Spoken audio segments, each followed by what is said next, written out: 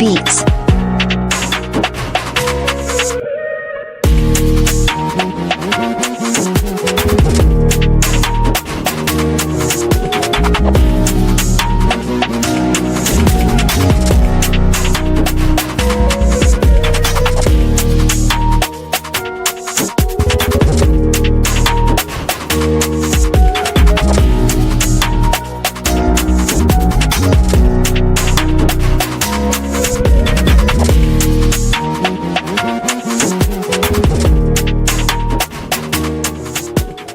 Now, before we get into it, just a heads up.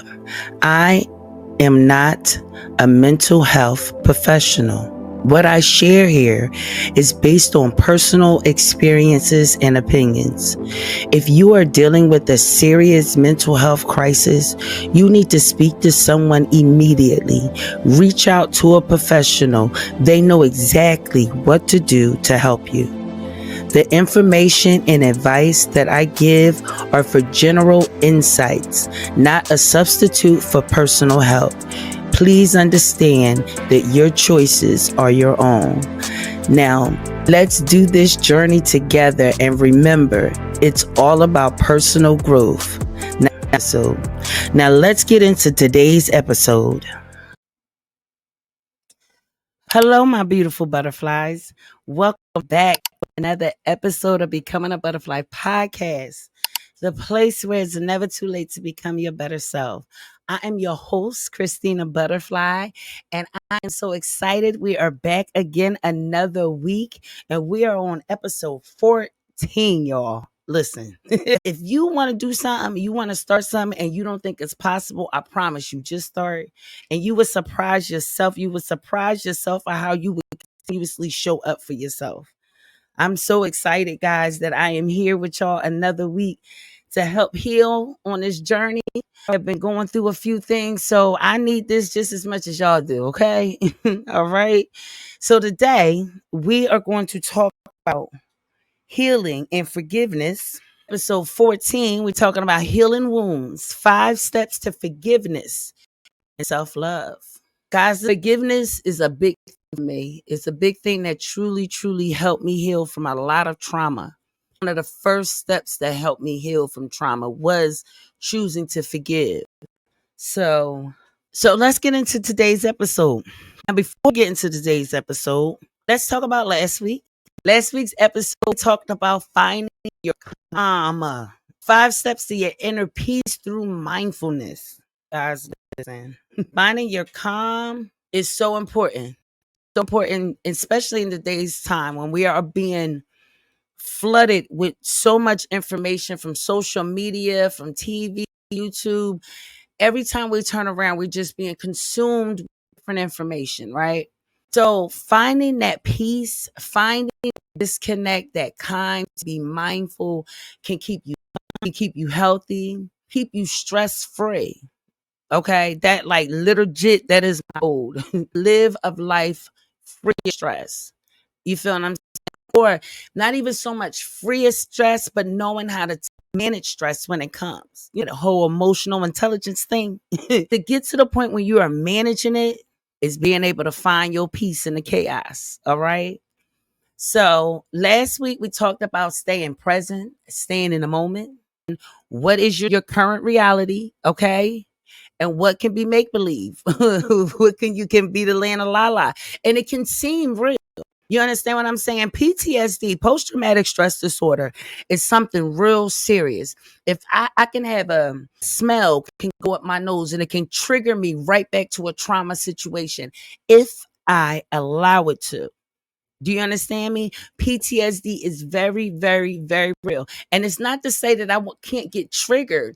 It's saying how I recognize that I'm being triggered and call myself back in line. So I don't find myself going down a rabbit hole of pain and trauma that's not affecting me today. Okay. Number 2, we talked about being thankful. Listen, y'all, gratitudes are bringing your manifestations. Being grateful just for waking up will start drawing in the things you truly, truly want out of life. If you walking around thinking that everything you want you're not getting, that your life is hell, you got the worst luck in the world, all the negative stuff, right? That's what you're going to keep receiving. Period. When you start being grateful for the smallest things, the things that it's, let me tell you something. When you have to start being grateful every day, I told you I write down 3 times a day what I'm grateful for, right? Every day. My goal is to get to 6. Right now, today, your girl do it 3 times a day. Y'all, listen. You find yourself having to really sit and think about, because you don't want to keep repeating the same thing over and over again, especially if you being intentional, right? You really have to dig deep, and you'll find that, wow, I'm so blessed. What you think might be the worst ever, you'll realize how blessed you are, okay? Remember that change is constant and it's going to always happen.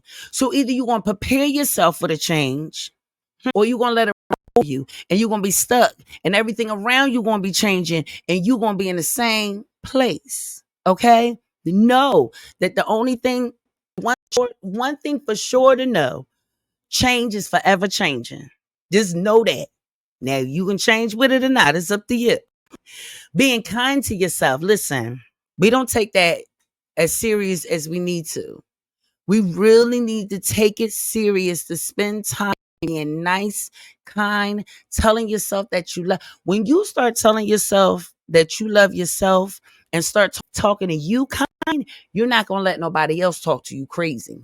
You're not going to let nobody else talk to you crazy. Do you understand me? Like, I recently had to put a stop button on something that I really cared about, that I really loved about, but when I really loved and really cared for, but when I realized that this person, you choose to talk to me in a matter that is uncomfortable for me, and I'm telling you this consistently, and you ain't making no efforts to change, the only thing, guys, listen, if someone apologized to you, tell them to apologize with change behavior.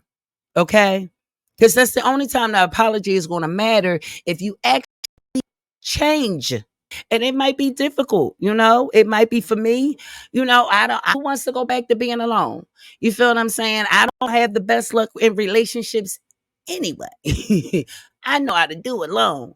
But who wants to? You feel what I'm saying? Like, you really got to make a decision and say, oh, what is my boundaries? And how far am I going to allow it to be pushed before I put a hard stop? Okay? So make sure that you are speaking kind to yourself. Because when you're talking kind to yourself, when you're treating yourself with care, you are fragile. This box is fragile, honey. When you treat me with care, when you treat yourself with care, you're going to require that from others, and you're not going to be able to accept anything less. You're going to feel less than to allow a person to talk to you any old kind of way just because they can. All right? And connecting with nature. Now, listen, I told y'all, I cannot say that I'm a tree hugger, but I can say that connecting outside with nature, I personally didn't understand the importance of it. I'm not even going to lie to you guys. Like, the pandemic hit, and I woke up and realized I didn't leave my house until 2022. I gained all this weight. And then the second I started moving around, it was excruciating pain that I'm still dealing with today. Still dealing with today. You understand me? Getting that vitamin D is what keeps your bones strong. Getting outside, that H2O, that oxygen, that air, your mood can literally change just by putting your feet in the grass, or just going to sit in the park and just sitting still. We are so connected to the universe. I had recently went to the eye doctor, and they took a picture of the inside of my eyes. I suffer from dry eye syndrome, and it drives me crazy. But when they took a picture of my eye and they show you the picture, y'all, it looks like the universe.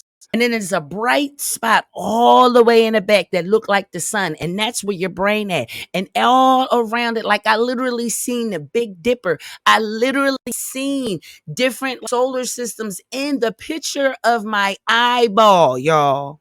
Nobody is going to tell me that we are not directly connected to the universe, to nature. Do you understand me? So go outside can do more than just ground you. It can reconnect you back to reality so you can center yourself. We must remember that we are spiritual beings in this temporary body. So connecting to nature is connecting to our spirit. And we need to take that just as serious as everything else that we incorporate in our lives. All right? Now, if you've been watching me for a little bit, I just want to say thank you, darling. Thank you for deciding to subscribe. Now, if this is your first time visiting me, I need you to click that subscribe button, click that like button, share this video with somebody who you think might need some healing, right? You think somebody is holding on to some things, share my video with them, okay? We take our time here. This is a podcast, all right? This ain't a 10-minute YouTube video. This is a podcast. I want to take my time for us to work through healing, all right? And that's no shots to my short form videos, because I love my short form video with no shot to it. But I also know sometimes we need a little bit longer. You need to sit in it just a little longer. Okay? All right. So let me ask you a question. Have you found it tough to forgive people?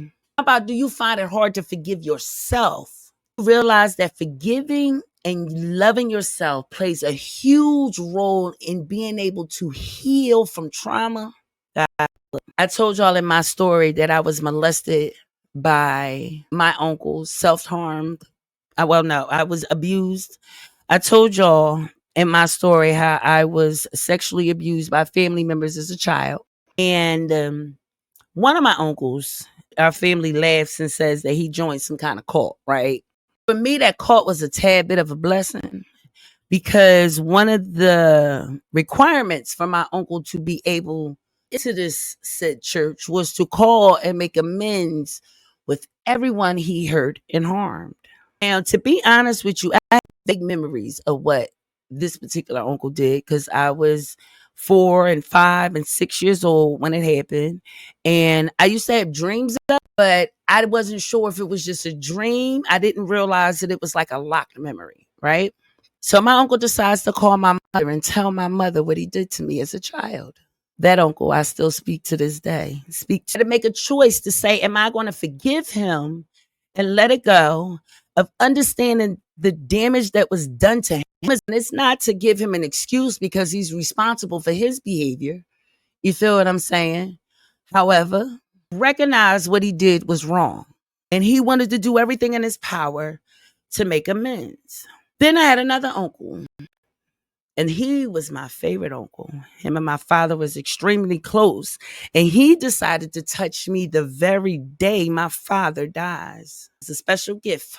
I was 15 years old when it happened. And because by that time I was already sexual, I was not a virgin. By the time my father died, I've already had a miscarriage.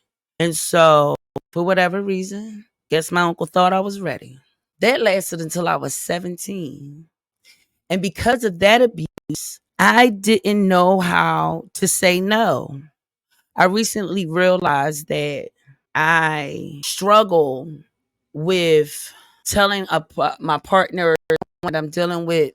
I said to my therapist, if I say yes, then you take it from me. If I give it to you willingly, you can't take it from me, no matter what it is. And I didn't realize that I had adapted that into my DNA and everything that I did when it came to the opposite sex.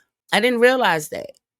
See, when you start healing, even when you think you're healed from something, when you really start doing the work, doing that shadow work, you will find out there is layers to the healing, layers to it. But it starts with forgiveness. It starts with you choosing to forgive. See, that very same uncle who started abusing me when I was 14 years old, 15 years old, I confronted him. I would say maybe I was about 30 or so.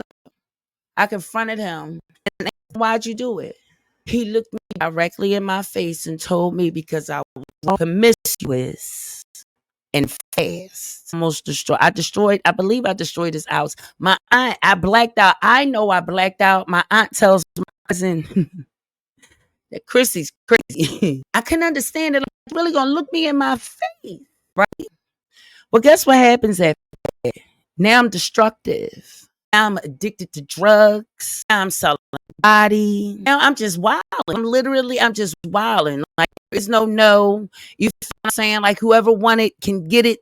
It wasn't until I had to choose to forgive a person who didn't even ask for forgiveness. Let me tell you how God works, because that very same who told me it was my fault also $500,000 at a record label that was signed under slip and slide.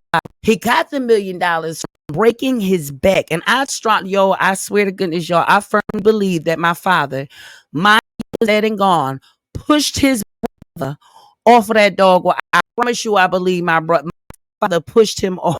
However way he fell, hurt himself, and broke his back, honey. My dad played a role in it. He absolutely did. I ain't nobody gonna tell me different. But he breaks his back. Man, he come up with some statutory case, and blamed it on the job. He hurt it someone else, the story is. But it end up, fabricating at his job so he can get all the work. That man died with not two pennies to rub together, and he couldn't walk from one room to the next without being in excruciating pain every single day to the day he died. And he died young. The more I forgave him, the more downhill he went. See, when you're the one that was being abused and hurt as a child, you don't even understand that you are chosen. And when you recognize the fact that you are chosen, then you recognize the fact that once you realize that you truly have the power now today, and God don't play about his people, you got to understand that you're in a spiritual warfare. And in a spiritual warfare, you can't fight it physically. It's not a physical thing. You got to control your energy, your emotion, your thoughts. The more you have self-control, the less control they have. And I'm not speaking this as if I'm saying I got it all together. Hell no. Let me tell you how I got a whole lot more together than your girl used to. You understand me? A whole lot more together than I used to. I can recognize where I need to grow at. I can point out, I can like go do something, and maybe about 15 minutes later be like, girl, now you know you was go and apologize. Or girl, you overreact, calm down. You're right, but you overreact, calm down. Breathe. You have times you got nonsense. You're having real conversations. So let's get into today's episode. Healing wounds, 5 steps to be able to heal with mindfulness. So the first step we're going to talk about is acknowledging your hurt. First of all, acknowledge that you are in pain. This is where you go and start doing shadow work. Start going back into your childhood. Sometimes, now listen, if you at the beginning level of this, the very beginning, I say start looking for a therapist. Okay? If you're dealing with any negative thoughts, self-harm, go for a therapist. Go find you a therapist, okay?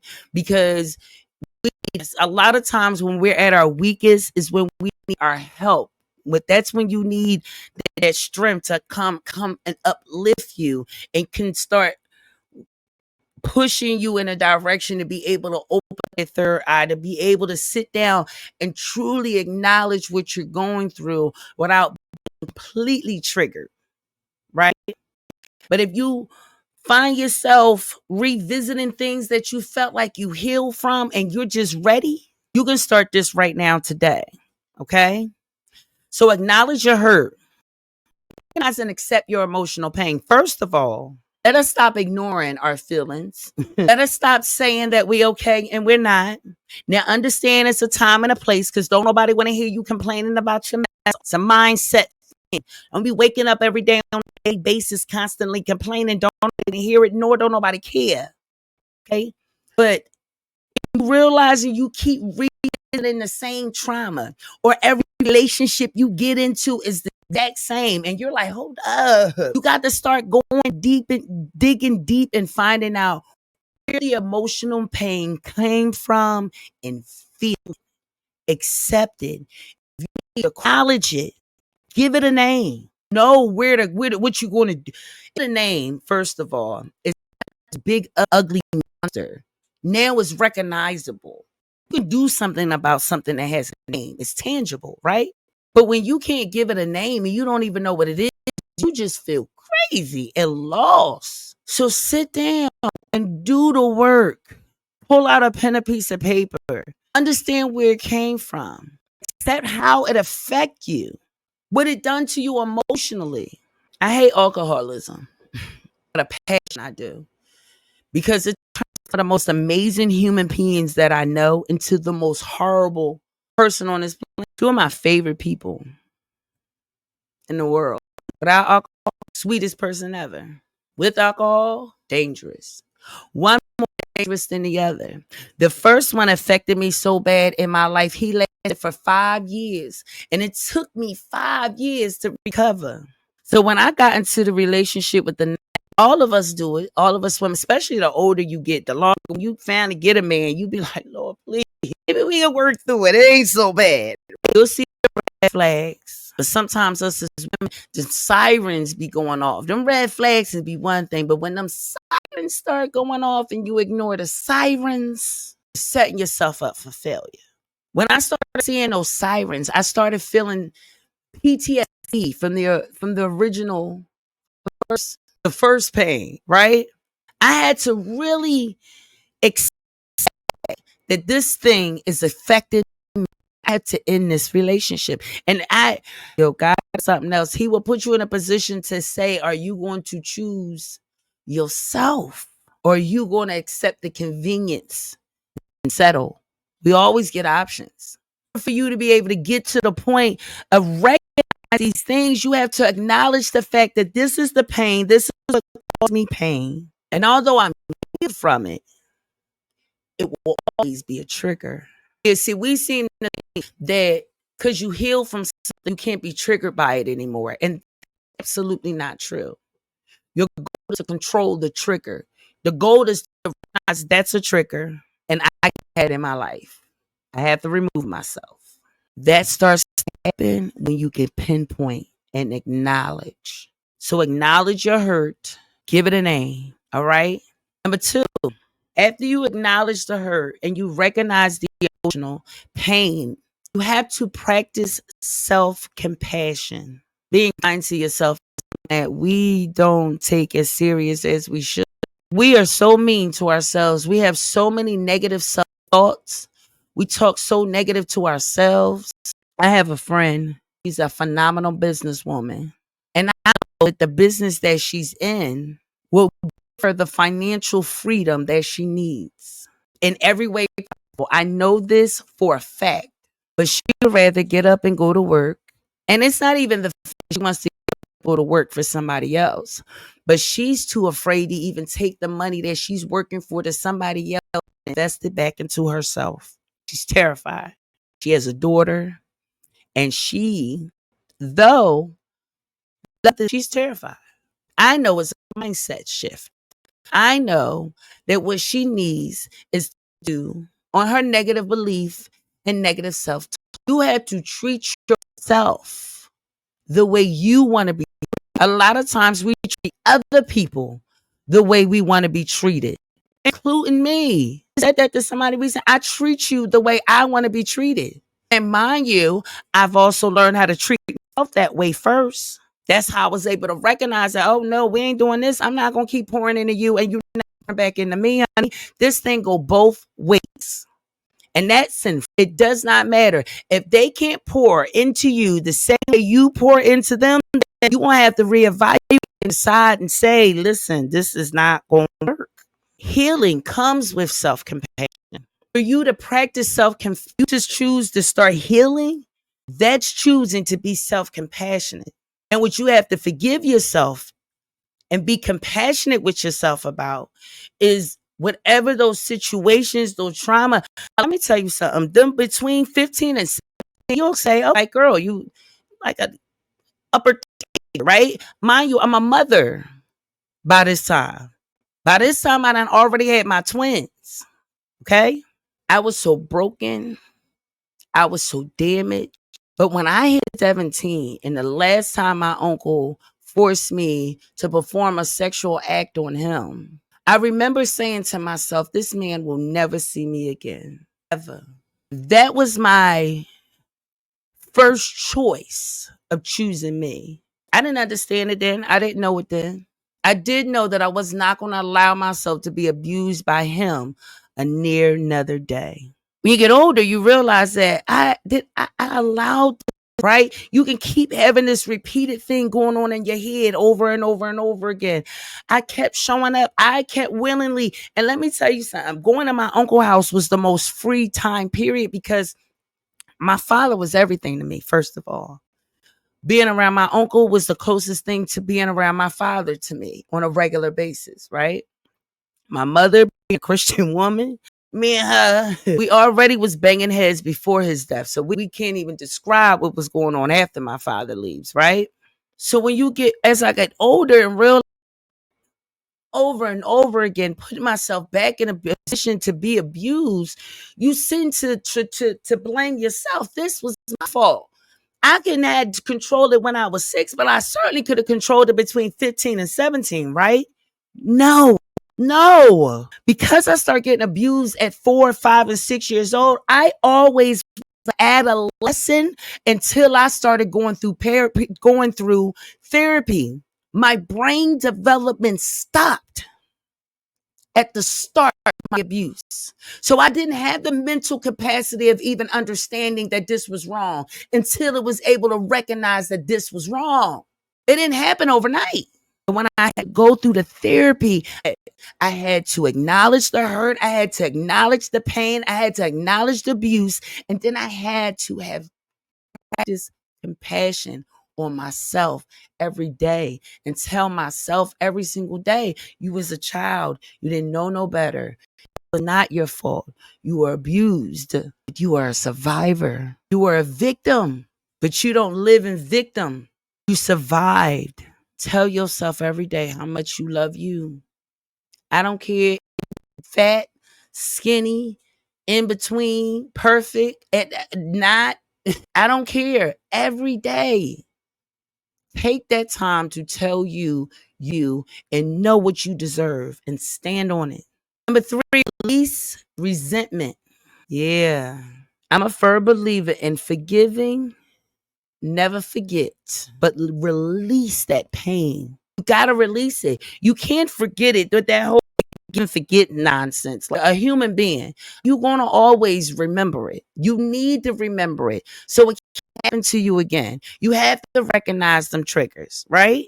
But the feeling connected to it, the feeling of pain, the feeling of the anger, that's what we need to release. That's what we need to let go.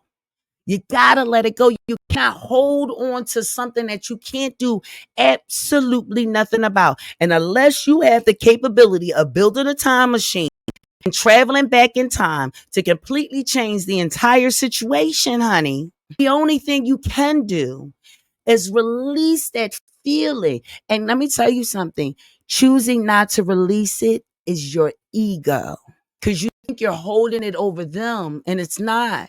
It's holding it over you. Meanwhile, you're waking up every day and your heart hurt, constant headaches, your digestive system ain't right, you in physical pain on a constant basis, and you can't figure out why. The doctors don't know why. They can't give you a diagnosis. They can't figure out nothing. Guess what? It's because you're still holding on to that emotional resentment and baggage of the past. You gotta let it go. Some examples of letting it go: you can write a letter, set it on fire, release it. I like to do what's called candle work. So I'll light a candle, I'll meditate, I'll write down whatever it is that I need to release and let go. I'll tell it I'll whisper it to the candle as it lit. I'll put the intentions in. I will light the paper on fire, and as the candle is burning out, is releasing out of my energy. Because see, on that paper, I released it out of my mind and out of my body, but it's still that energy. You feel what I'm saying? I want that thing released out of my energy, out of my space, out of my atmosphere. And that's why I visualize as that candle burns, that everything that's connected to it is burning away with it. Those are just some of my personal examples. But guys, whatever you need to do to do the work to release the pain connected to trauma. That's how you can start finding yourself to be able to not only forgive them, but one of the biggest obstacles for us to do is to forgive ourselves. Number 4, now here, listen here. Setting boundaries. Guys, and listen, there are 2 sets of boundaries. They're permanent boundaries and they're movable boundaries. Okay? Sometimes we put boundaries in place that benefit us for the season. But in the next season of our life, that boundary doesn't benefit us for that next season of our lives. So you got to figure out which boundary is permanent. You understand me? For me, a man put their hands on me. I don't give a dog on. He will never see me again in life. There is no, I left a man I was in love with 6, 7 years. The very first time he put his hands on me, he ain't never see me again. That's a boundary for me. That boundary was created because I was in an abusive relationship in elementary school. 5th grade. And my little boyfriend at the time, his dad must have been whooping his mom ass because he was hitting me like he knew that's what he was supposed to do. Okay? And I had a daddy. And see, my daddy felt like something wasn't right. Something in his spirit told him something wasn't right. I'm coming home. I got into a fight, blah, little girls in the class. He wasn't feeling. My dad followed me one day.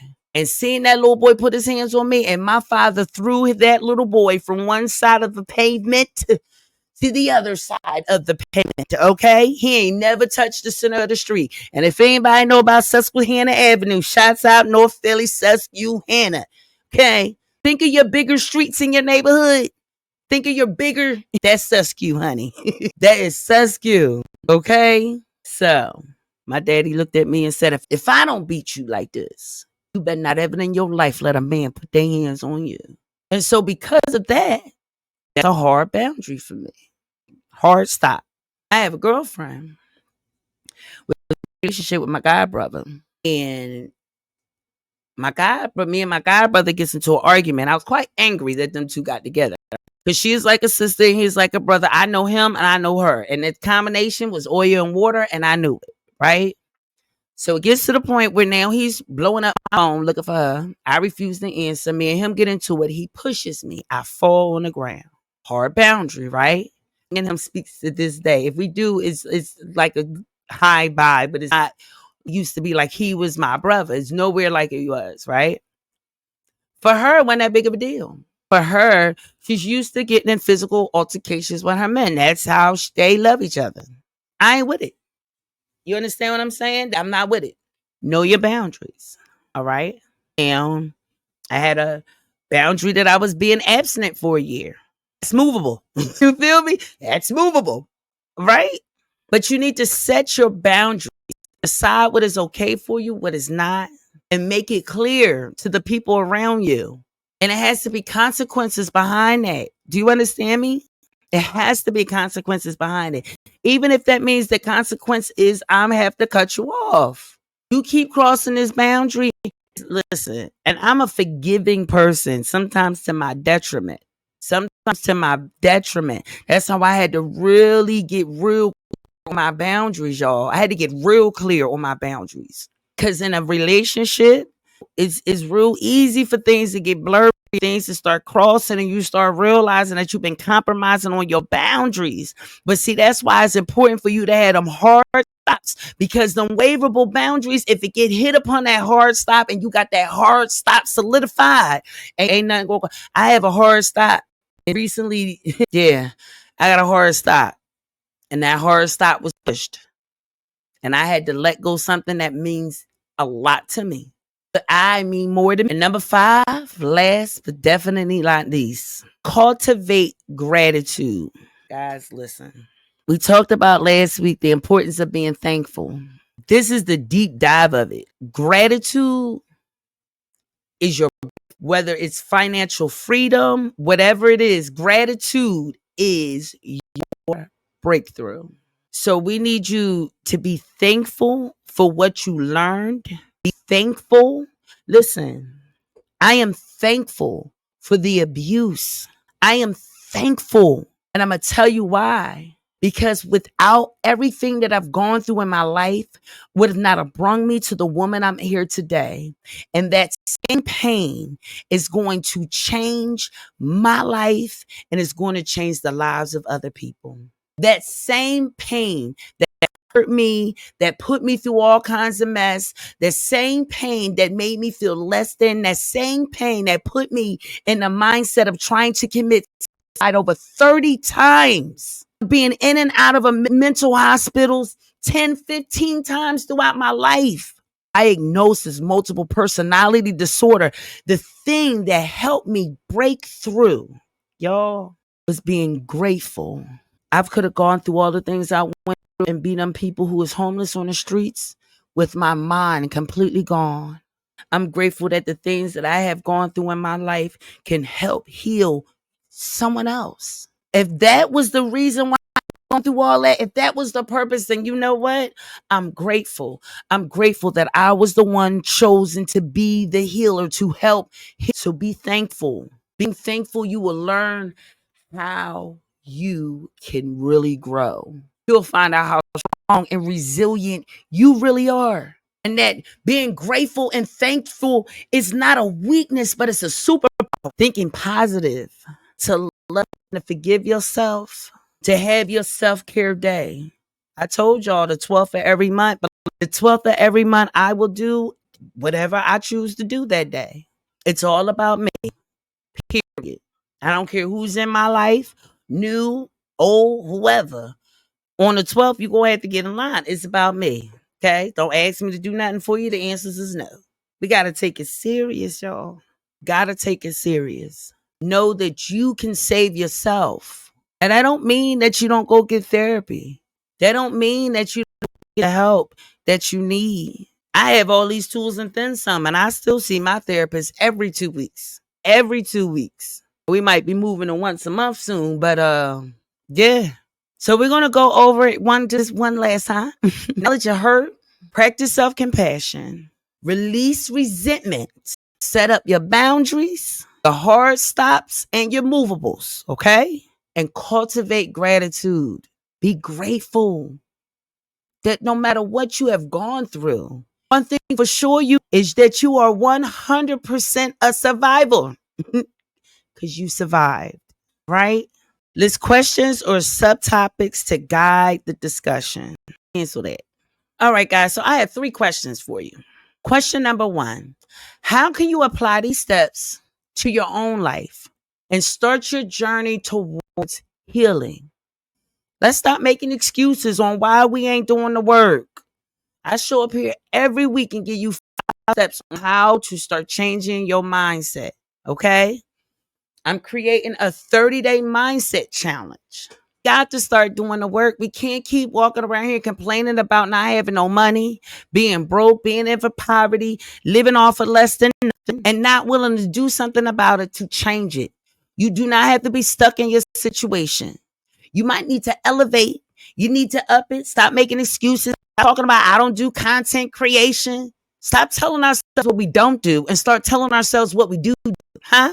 Question number 2: what small change can you make today to show yourself more kindness and compassion? What can you do today to tell yourself to listen here and give yourself a high five? Mel Robbins, I told y'all a couple weeks ago, go give yourself a high five right now. Right now, give yourself a high five. That'll change your mood instantly. Shout out to Mel Robbins for that. Quick fix. It don't change everything, but change your energy, your mood, that feeling. And last but not least, how will practicing gratitude and forgiveness improve your relationship and overall well-being? I can tell you for me, it allows me to choose to have good days. Practicing gratitude puts me in the mindset of even when things is weird that day or off or plain old not a good day, it's never a bad week. You understand me? It's never a bad week.